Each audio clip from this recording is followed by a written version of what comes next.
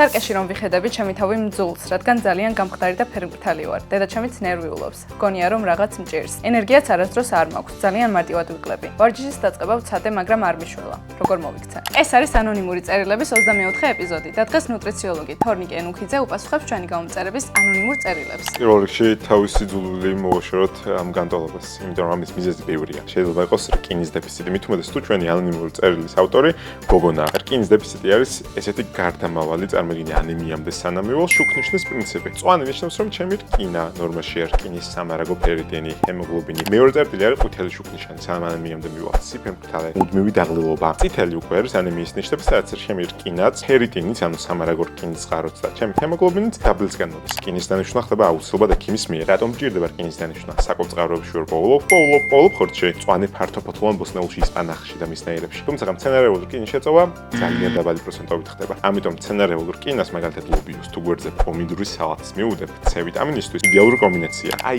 ესეთი იდეალური კომბინაციები ასევე იმალება საკვებ დანამატში. მაგალითად PSP-ში Pure-ს აქვს რკინა და C-ს კომბინაცია, რომელიც ყველაზე სწორი კომბინაციაა ეფექტური რკინის შეწოვისთვის. დავიწყო მიღება, გამოვასწორო დეფიციტი და ყველა ბედნიერი.